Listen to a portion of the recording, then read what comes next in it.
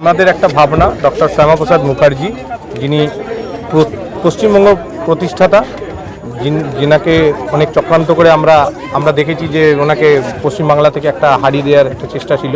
সেই শ্যামাপ্রসাদের নীতি আদর্শ নিয়ে আমরা ডক্টর শ্যামাপ্রসাদ মুখার্জি ফাউন্ডেশনের একটা ওপেনিং করার চেষ্টা নিয়ে, তার মূল উদ্দেশ্য ক্লিন বর্ধমান, গ্রিন বর্ধমান। আপনারা দেখেছেন এই বৃষ্টির দিনে যেভাবে ডেঙ্গু থেকে আরম্ভ করে বিভিন্ন রোগ সংক্রান্ত সংক্রমণ যেগুলো ছড়িয়ে ছিটিয়ে যাচ্ছে আমাদের মানুষের মধ্যে, সেইটা থেকে বাঁচাতে এবং আগামী দিন একটা স্বচ্ছ পরিবেশ আনতে, যেটা আমাদের প্রধানমন্ত্রীর মূল লক্ষ্য, মূল মন্ত্র স্বচ্ছ ভারত অভিযান, সেইটাকেই মাথায় রেখে আমরা স্বচ্ছ বর্ধমানের উদ্দেশ্যে নেমেছি।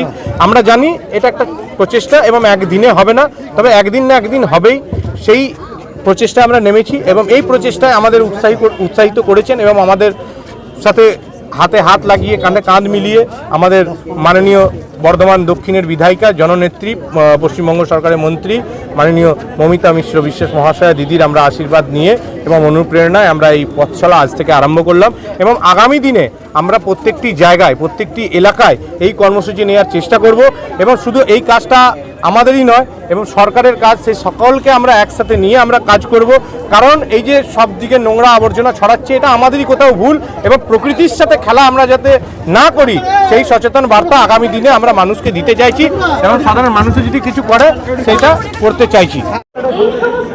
দীর্ঘ 15 বছর নয়, বিগত 50 বছর ধরে যেভাবে পশ্চিমবঙ্গের মধ্যে নোংরা করে রেখেছে বিগত সরকাররা, তাতে আমাদেরকে কোদাল ঝাঁটা সব নিয়েই নামতে হবে। কারণ আমরা চাই সাধারণ মানুষ ভালো থাকুক, তার সঙ্গে সঙ্গে পরিবেশ ভালো থাকুক। যদি পরিবেশ ভালো না থাকে তো মানুষ ভালো থাকতে পারবে না। তাই আগের সরকারকে আপনারা কোনোদিনই এরকম কোনো পরিষেবামূলক সমাজকে এগিয়ে নিয়ে যাওয়ার জন্যই হোক, পরিবেশকে সুস্থ রাখার জন্যই হোক, কোনো আপনারা পদক্ষেপ দেখতে পাবেন না। সমাজকে যদি আমরা বা দেশকে যদি আমরা সুস্থ রাখতে চাই, তাহলে সব থেকে আগে আমাদেরকে পরিবেশকে সুস্থ রাখতে হবে, পরিবেশকে ক্লিন রাখতে হবে, পরিবেশকে গ্রিন রাখতে হবে। আজকে কারুর বাড়িতে গিয়ে যদি আপনার বাড়িতে গিয়ে যদি আমি একটা চিপসের প্যাকেট ফেলে দিই, আপনি অ্যালাউ করবেন না। কিন্তু সেখানেই আমাদের গোটা শহরের মধ্যে রাস্তাঘাট ছেড়ে দিন, এই বড় বড় আমাদের যে নালাগুলো আছে, এই বর্ষার সময় ওয়াটার লগ হয়ে যাচ্ছে, গোটা শহর জলের তলায় চলে যাচ্ছে, ড্রেনের নোংরা জল মানুষের বাড়ির মধ্যে ঢুকে যাচ্ছে। কেন? কোনো ক্লিননেস হয়নি আজ পর্যন্ত, বাঁকার আজ পর্যন্ত কোনো ড্রেজিং হয়নি। বড় বড় যে নালাগুলো আছে নয়নজলি থেকে শুরু করে কোনো দিন ড্রেজিং হয়নি, কোনো দিন ক্লিনিং হয়নি। আগের সরকাররা যারা ছিল তারা সময় যেত, ওপরকার কচুরিপানাগুলোকে কেটে নিয়ে চলে যেত, ব্যাস এটুকুই ছিল তাদের দায়িত্ব।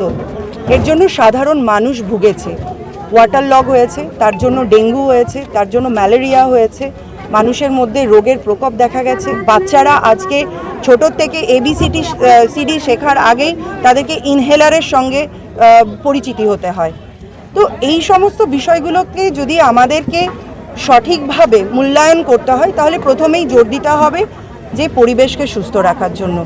তাই আমরা ঠিক করেছি গত 5 বছর ধরে ইন্দোর সিটি ভারতবর্ষের মধ্যে ক্লিন সিটি এবং গ্রিন সিটি বলে পুরস্কৃত হচ্ছে।